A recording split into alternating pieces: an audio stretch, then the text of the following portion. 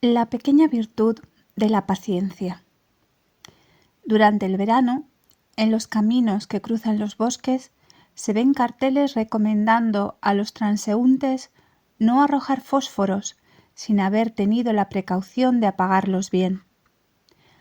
Una pequeña llama, en efecto, puede provocar incendios inmensos. ¿Queréis también ahorrar en vuestro hogar, queridos oyentes, las catástrofes causadas por un sinfín de disputas? Poned el pie sobre el fósforo que se enciende. Quiero decir, reprimid al momento aquel acto de impaciencia que os haría pronunciar una palabra malsonante o cometer un gesto torpe. Me contestaréis que es propia justamente de la impaciencia la falta de reflexión. Una vez soltada la palabra que debía callarse, es imposible retirarla. La respuesta no se hace esperar. Ha sido violenta o injusta, se vuelve a replicar. Y los esposos, los padres y los hijos se causan pena mutuamente diciendo frases desagradables que sobrepasan los límites del pensamiento y no corresponden a sus sentimientos verdaderos. Todo por culpa de una ligera impaciencia. ¿No existe la pequeña virtud de la paciencia capaz de evitar o de dominar este breve acceso de cólera injustificado e inútil? Sí, y ella será objeto de esta charla. Mas, por lo que es en sí la gran virtud de la paciencia, la que nos permite soportar las enfermedades, afrontar los obstáculos, llevar a término un trabajo difícil, observamos generalmente que por lo mismo requiere prolongados y costosos esfuerzos. Pero nos dejamos llevar por una simple contrariedad, nos irritamos por cualquier contratiempo, hay una escena por una torpeza. Por tanto, es en estos menudos incidentes de la vida ordinaria donde se debe practicar la paciencia. Sin embargo, yo empezaré a propósito de esta virtud, repitiendo esta advertencia comercial tan conocida: desconfiad de las apariencias. Hay abusos e injusticias contra los cuales tenemos el deber de protestar. Soportarlos no sería una prueba de nuestra paciencia, sino más bien una señal de apatía, si no puede llamarse cobardía. Nadie tiene derecho a atentar contra nuestra dignidad. Sabéis mejor que yo que ciertos maridos autoritarios llegan a ser tiranos incalificables porque su mujer se ha doblado incondicionalmente a sus pretensiones, las menos razonables. Ella habría obrado como debía si, a la primera falta de miras, hubiera tenido la firmeza de exigir el respeto debido. Es a menudo un deber de caridad no querer soportar un capricho cualquiera, aparentemente inofensivo, pero que con el tiempo puede engendrar defectos intolerables. Así vemos maridos débiles que han soportado primero en silencio los caprichos de su joven esposa un poco desordenada, después se han impacientado y finalmente acaban por estallar a cada una de sus menores exigencias. ¿Cuántos padres se lamentan de haber soportado las impertinencias de un granuja a quien su padre calificaba de ser maligno como un mono, a las extravagancias de un muchacho desobediente a quien su madre le dejaba pasar todo para evitar disgustos? Hoy este muchacho mal educado es su desgracia. Debéis oponeros al mal, si es necesario, enérgicamente. La ira es un pecado cuando estalla sin motivo razonable o si, aun en caso motivado, se usa sin moderación. Por el contrario, hay iras o, si preferís, indignaciones legítimas y aún necesarias. Estas están basadas no en el deseo de sostener nuestras opiniones o intereses personales, sino en el deber de defender la verdad o la justicia, de condenar o de impedir el mal. Jesús no dio muestras de impaciencia al echar con el látigo a los vendedores del templo. Él quiso solamente hacer valer los derechos de Dios y proteger a los peregrinos contra la invasión abusiva de los mercaderes y traficantes. ¿Cuál es entonces el verdadero sentido de la paciencia si no puede soportar la maldad?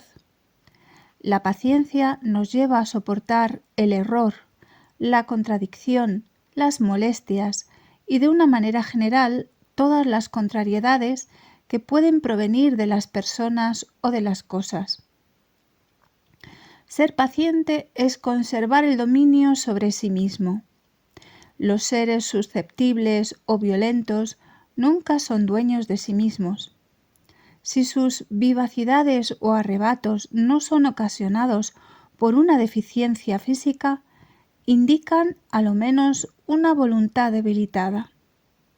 La fuerza se manifiesta en el dominio de sí mismo, mas esta no nos es dada gratuitamente.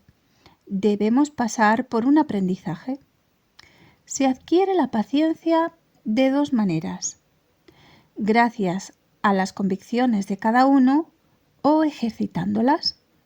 En primer lugar, las convicciones, puesto que lo más corriente es que nuestras impaciencias precedan a la reflexión, es muy importante sostener en nosotros un estado de espíritu que facilite el dominio sobre nuestros primeros impulsos. A las personas religiosas aconsejaría un medio muy eficaz. Este consiste en actualizar a menudo la presencia de Dios. Esta virtud en sí misma ya es excelente, pues por rápida que sea una elevación del espíritu hacia Dios, constituye una plegaria de adoración. Por otra parte, nos coloca en un plano de serenidad tal que amortigua el choque inesperado de las contrariedades. En lugar de perder la paciencia porque nuestros planes se han visto súbitamente frustrados, si cumpliendo el consejo de Pascal consideramos los acontecimientos como maestros venidos de la mano del Señor, modificaremos al momento nuestros proyectos, haciendo frente a las dificultades que puedan surgir. Después de todo, no dejaría de aconsejar: ejercitaos en pensar en los demás antes de pensar en vosotros y podréis reprimir bastantes movimientos de impaciencia. Oigo que decís: estos, a quienes tanto quiero, tienen sus manías y sus caprichos que me molestan. Este me machaca 10 veces lo mismo cuando no es él quien me obliga a repetírselo. El de más allá me está interrumpiendo cuando más necesito estar atento a mi trabajo. ¿No hay por qué salirse de quicio? Pero los que me rodean tienen también sus preocupaciones y sus fastidios, y tal vez tan serios como los míos. ¿Quién sabe si desde el momento en que me molestan tienen ellos mayor necesidad de mí que yo no tengo de mi tranquilidad? ¿Para qué vivir juntos si no es para ayudarse? San Pablo, que ha sabido encontrar los acentos de más alto lirismo para alabar la caridad, cuando desciende a la práctica de sus consejos, escribe con extremada bondad: soportaos los unos a los otros. ¿No seré yo también alguna vez insoportable? Vamos, que si yo pensara menos en mí mismo y más a menudo en el prójimo, me mostraría más paciente. Habiéndonos así formado nuestra norma espiritual, adoptamos 2 ejercicios de uso diario. Podremos ser pacientes si sabemos callar y sabemos esperar. A fin de aprender a callarnos cuando no hay precisión de hablar, apliquémonos en todo momento a no querer hablar demasiado pronto. Dejemos que los demás terminen de expresar sus ideas sin cortarles la palabra. Dejemos que pase un instante antes de contestarles. Una vez adquirida, esta costumbre nos guardará de respuestas precipitadas, puesto que para pelearse son necesarias dos personas, es de sabios no ser la segunda. No contestéis enseguida al que se impacienta, ni a quien nos impacienta. No puede ser atendida una observación, ni una explicación puede persuadir si los interlocutores están irritados. Puede suceder que el deber os exija hablar o justificaros, pero aguardad. Y hablaréis esta noche o mañana, cuando se restablezca la calma. Reservad para mañana lo que hoy haríais mal. El labrador no siembra su trigo en un día de tempestad. La paciencia nos pide que sepamos esperar. Acostumbrémonos a no exigir, lo mismo que a no dar, una satisfacción inmediata a todos nuestros deseos. Ahí va un saludable ejercicio. ¿No es verdad, señora, que si su marido le da a coser un botón con prisas, le es muy difícil enhebrar la aguja? Y entonces se impacientan los dos. ¿Por qué vuestro hijo mayor da tantos suspiros si no son gritos salvajes por haberle hecho un nudo en el cordón de su zapato? Tira que tira el cordón y el nudo se cierra cada vez más. Al fin lo corta con un cortaplumas. Aconsejadle que la próxima vez que le suceda, entone un canto alegre mientras va deshaciendo el maldito nudo. Así hará doble economía, la del cordón y la de su ira. Queridos oyentes, temo haber pasado de la hora. Volveré aquí el próximo domingo. Entre tanto, os doy esta mañana el siguiente refrán. La paciencia es la madre de la ciencia. Para llevar a cabo una obra, o la educación de los hijos, o vuestras relaciones familiares, no basta solo saber, es necesario todavía, y mucho más, ser paciente.